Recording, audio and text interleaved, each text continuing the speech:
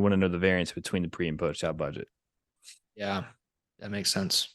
Is that something that should be tracked in like reports? Like actually have Mm-hmm. a variance?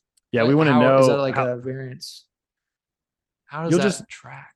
you'll just know the difference between what you planned and what actually happened. Yeah, It'll be a positive or negative quantity. Usually for us, in good situations, we plan to have a certain amount, specifically material, and we have a return. So we have a lower budget for our material, so there's a higher profit margin generally. gotcha. So That's it. yeah, actually that could be probably added to the post job budget page as just a line item at the bottom, like variance. Sure. Um, yeah, that's a good idea.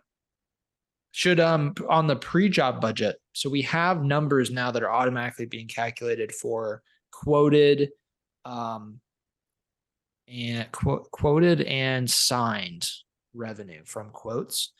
Should the pre-job budget be one of those numbers, or should it be free form where you can just type in the number and kind of play around with it?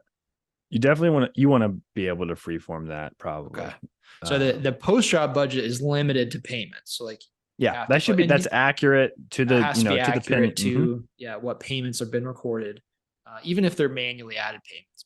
And then the pre-job budget though, you just put in like revenue. Yep. And that makes sense. And it's not a hard add. So yeah, cool. Yeah, I love this is a little window into like this is what we do all the time. It's just like, hey, like how is the product working? Like this is what this customer said. John, how does this work in your business? And like we just workshop it and we figure out what's going to work best, and then we get it done. And that's just it just the conversations that are happening in these well-funded startups are not this. Like this is not what's happening. Like those conversations, those founders, they are worried about raising their next round of funding first and foremost. Like this is it's a different way of thinking, a different way of approaching business, and it is designed to serve the investors, not the customer. Nothing wrong, and like that's capitalism. Like you have to have that at some point. At some point, Proline, like we might exit or partially exit Proline, years down the line, right? After the product is where it needs to be, right? So it's like things, that does happen. The problem is when it starts happening really early in a business before, the business is established, the product is laid down properly. Like that's where it starts it just destroys businesses. Typically destroys businesses.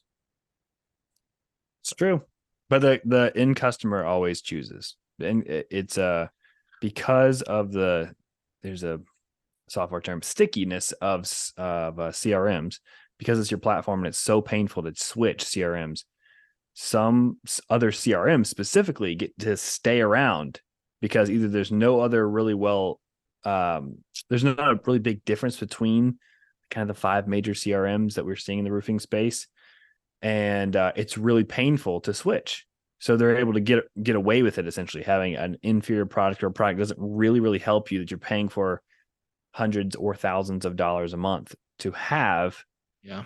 So there's like, once they get again, same kind of deal. People that raise money, they get you stuck in there. That's why investors want to invest in these types of softwares, because they know people typically don't leave because it's their whole business platform. Yeah. So it's that they're going to spend a ton of money on marketing, get you in the door, and with an inferior product because the investors don't want to invest in the product, and then you're stuck unless you want to go through that painful process. So yeah, it's I honestly wish the best for all of these other unnamed software companies out here raising lots of money, and CRM platforms raising lots of money and selling roofers